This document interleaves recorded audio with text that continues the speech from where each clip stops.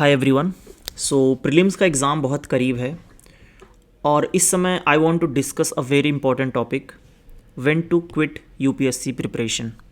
अब आपको ये लगता होगा कि सडनली हम ये जब एकदम एग्ज़ाम पास है तो हम ये टॉपिक पे क्यों डिस्कशन कर रहे हैं, क्योंकि एज ए एस्पेरेंट मेरे दिमाग में भी ये सारे सवाल आ रहे हैं और आते हैं। मैंने कई जगह देखा, काफ़ी लोग ऐसे क्वेश्चन कर रहे हैं। हमारी वीडियोस पे भी कुछ कमेंट आए थे कि हमें ये अटैम्प्ट देना चाहिए कि नहीं देना चाहिए। हाँ, मतलब जब हम प्रिपरेशन करते हैं ना प्रीलिम्स की, तो बहुत टफ होता जाता है। मतलब इतने सारे इन्फॉर्मेशन, इतना सारा एग्ज़ाम, इतना सारा फोमो, तो वो क्वेश्चन ना बार बार दिमाग में आने लगता है कि should I quit, should I give this attempt, ये बहुत टफ हो रहा है, क्या मैं इसके लिए बना हूँ कि नहीं बना हूँ। तो उसी पे आज हम डिस्कस करेंगे।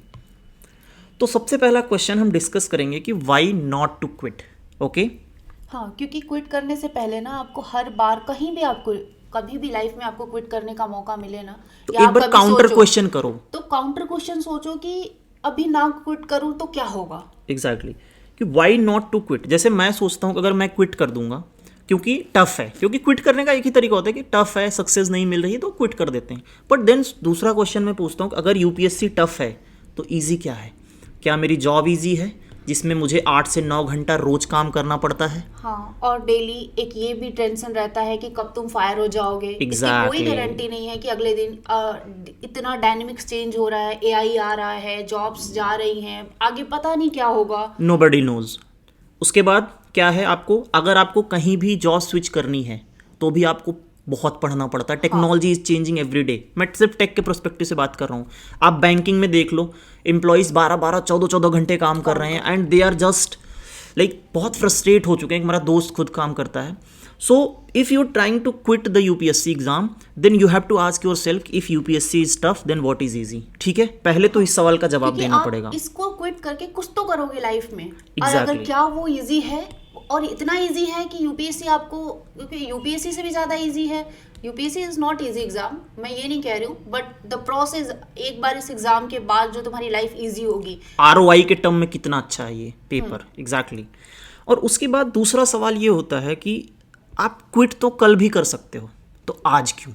हाँ, राइट। ट्राई तो करना बनता है आपका। क्विट तो किसी भी दिन आज से उठाया, मतलब आज आपके मन में आया कि आज से नहीं करूंगा, हो गया क्विट। हाँ, बस। क्विट करने में तो कोई एफर्ट डालना ही नहीं है ना। एग्जैक्टली, मतलब एफर्ट तो डालना है आपको बने रहने में, इस एग्जाम में, इस प्रोसेस में रुकने में आपको बहुत एफर्ट लगता है। क्विट करने के लिए कहीं भी लाइफ में कभी भी क्विट करना हो, क्विट कर सकते हो। हाँ, क्विट करना तो बहुत आसान है। मैंने कितनी चीज़ें क्विट करी हैं। जैसे मैंने ट्रेडिंग स्टार्ट करा था, मुझे अच्छा नहीं लगा, अगले दिन मैंने अकाउंट डिलीट करके बंद कर दिया। मैं इंस्टाग्राम पे इन्फ्लुएंसर बनना चाहता था, मुझसे नहीं हुआ, मैंने बंद कर दिया। बट जब मैंने यूपीएससी की प्रिपरेशन स्टार्ट करी तो मैंने डिसाइड किया कि सारी चीज़ें टफ हैं, हर जगह कंपटीशन है। So let's put our energy, effort and money into something जिसका आरओआई सबसे मैक्सिमम हो। कि even if there is a 1% chance of my winning, तो अगर मैं इसमें विन कर गया तो मैं बाकी दुनिया को पीछे छोड़ दूंगा, क्योंकि मेहनत तो हर जगह है। क्योंकि यूपीएससी जितना सक्सेस तो आपको एक मिडिल क्लास में होके दूसरा कोई रास्ता नहीं मुझे दिखता जो यूपीएससी के बराबर आपको सक्सेस दे। मैं ये नहीं कहती कि यूपीएससी, आई डोंट नो, मतलब मेरे को आफ्टर जॉब वाली सिनेरियोज नहीं पता है, बट मेरे को पता है कि वो एक ऐसे पोजीशन पे आपको ले जाएगा जहाँ पे आप बहुत लोगों की लाइफ चेंज कर सकते हो, और वो पावर आपके हाथ में आएगी, और वो और कोई जॉब या कोई चीज़ नहीं दे सकती। मुझे नहीं पता, और आपको पता होगा तो प्लीज़ कमेंट। ओके। और दूसरा चीज़ है कि when you are trying to quit, are you really sure कि you have done everything that this exam takes to quit? हाँ, करेक्ट। क्योंकि आप ना किसी भी चीज़ को क्विट करने से पहले एक बार चेक तो करो कि इस एग्जाम के लिए या इस जर्नी के लिए जो जो इम्पोर्टेंट था, क्या आपने वो सही तरीके से किया जैसा आपको करना चाहिए था। Exactly. क्योंकि अगर मैं किसी एक ऐसे एग्जाम के लिए जा रही हूँ जो वर्ल्ड के टफेस्ट एग्जाम में आता है, तो मुझे अपनी प्रिपरेशन भी वैसे ही टफेस्ट तरीके से करनी होगी। हाँ, आप ऐसे नहीं कि इजी वर्कआउट कर जाओ। अब लेट्स से एग्जाम्पल लेते हैं, जैसे आप प्रीलिम्स की, ठीक है प्रीलिम्स टफ है, मैं मानता हूँ, बट क्या प्रीलिम्स का एग्जाम देने से पहले आपने सारे पीवाईक्यू सॉल्व किए? क्या आपने सारी एनसीईआरटी पढ़ी? क्या आप पीटी 365 पढ़ के गए हो? क्या आपको ये सारी चीज़ें याद हैं? क्या आपने टेस्ट दिए हैं? टेस्ट दिए हैं, आपने एनालिसिस करी है, आपके शॉर्ट नोट्स बने हुए हैं। Exactly. अगर आपने ये सब किया है और तब भी नहीं हो रहा है, तो इसका मतलब ये है कि यार आपका लक आपके साथ नहीं है, कुछ गड़बड़ है, something that you are not able to see. अगर आपने एक बेसिक मिनिमम चीज़ें कर ली जो हमने बात की हैं, ऑल्दो प्रीलिम्स में क्या इंपॉर्टेंट होता है इसका एक अलग वीडियो में बात कर सकते हैं, बट एक बेसिक अब सबको पता होता है कि भाई एनसीईआरटी पढ़नी है, स्टैंडर्ड बुक्स पढ़ना है, टेस्ट देने हैं, पीवाईक्यूज लगाने हैं। हाँ, तो बेसिकली हम ये कहना चाहते हैं कि आफ्टर बेसिक, क्या आपने जो भी बेसिक्स हैं वो सब करने के बाद भी आपका नहीं हो रहा है, तो मे भी आपकी किस्मत में कुछ और लिखा है, और इट्स नॉट बैड। मतलब UPSC is not a only thing कि तुम्हारी लाइफ ही खत्म हो जाएगी, इसके अलावा भी लोग जी रहे हैं और बहुत अच्छा कर रहे हैं। एग्जैक्टली। और सबसे तीसरा जो सबसे बड़ा सवाल होता है कि क्या इस जर्नी में आपकी ग्रोथ हुई या नहीं हुई। और when I say about growth, I mean कि आपका जो मेंटल कैपेसिटी है क्या वो डेवलप हुआ, क्या आपके अंदर वो कैपेसिटी डेवलप हुई कि मैं 200 पेज का जो एक टेक्स्ट है मैं उसको 10 पेज में बदल के उसका पूरा एनालिसिस करके समराइज करके मैं अगले दिन एग्जाम में रिप्रोड्यूस कर सकता हूँ। क्योंकि ये एग्जाम ही ऐसा है कि आपको 150 वर्ड में बहुत बड़ी चीज पूछी जाती है और 150 वर्ड में आपको समराइज करके देना है, तो आप ये समझ सकते हो कि आपकी ये कैपेसिटी डेवलप होनी चाहिए। एग्जैक्टली। और कैपेसिटी डेवलप होने का मतलब है आपके अंदर मतलब 3 घंटे बैठ के पढ़ने की कैपेसिटी डेवलप हुई कि नहीं, और आपका अटेम्प्ट दर अटेम्प्ट जो ग्रोथ हुआ है वो एक लीनियर मतलब एक प्रोग्रेसिव ग्रोथ हुआ है कि नहीं। लेट से आप नंबर के बारे में छोड़ो, आपको अपने सेल्फ कॉन्फिडेंस के बारे में जो आपका एक पर्सोना है क्या वो ग्रो हुआ है कि नहीं। तो इन तीनों को सबसे पहले आपको आंसर करना चाहिए before you decide anything about your exam. Okay. और but now discussing this we are tried to convince कि आपको क्विट नहीं करना चाहिए, but there is also other side of the coin. Now we are trying to convince you कि आपको कब quit कर देना चाहिए। Exactly. So the first thing is importance of quitting on time is that you save your mental peace. Okay, the point is कि मैं JEE mains में 2 बार fail हुआ था, और जब मैं तीसरी बार अटेम्प्ट देने जा रहा था सबने मुझे मना किया था कि मत करो, you will lose everything, you will gain nothing, तुम्हारा 2 साल ऑलरेडी बर्बाद हो चुका है, मत करो, इससे अच्छा जाके किसी प्राइवेट कॉलेज में बीटेक कर लो, समथिंग। मैं बहुत ही मेंटल टॉर्चर में था, but I took that risk and I think that was one of the best decision of my life. That last attempt made me what I am today. हाँ, सो आपने भी बहुत सारे टॉपर्स की स्टोरी देखी होगी जिन्होंने लास्ट अटेम्प्ट में भी किया है। हाँ, बट अब वो लास्ट अटेम्प्ट में भी आप वो सस्टेन कर जाओ, नहीं कर पाओ, आपकी सिचुएशन क्या है ये आपको बहुत मतलब ऐसे ऑनेस्टली अपने आप में एनालाइज करना होगा। अब खुद से सवाल पूछो, खुद को आंसर दो। लिखो अपने सारे क्वेश्चन पेपर पे, लिखो अपने आंसर्स पेपर पे। और दूसरा सबसे बड़ा पॉइंट होता है ना फाइनेंस का। आई नो कि I am making good money, ठीक है, एटलीस्ट बेसिक से ऊपर सर्वाइव करने भर का पैसा मेरे पास है, बट स्टिल जब मुझे लगता है कि मुझे जॉब छोड़ के फुल टाइम प्रिपरेशन करनी चाहिए, the one thing that comes in my mind is finance. क्योंकि UPSC is a something that long term game, और बहुत पैसा लगता है इसमें, रहने से लेके बुक्स से लेके हर चीज़, क्योंकि आपकी लाइफ नहीं रुकने वाली, ठीक है। कि आप पेपर एग्जैक्टली कपड़े पहनना थोड़े बंद कर दोगे, फ़ोन लोगे, आईपैड लोगे, कोर्सेज लोगे, है ना, कहीं घूमने जाओगे, पेपर देने जाओगे, पैसा बहुत पैसा लगता है।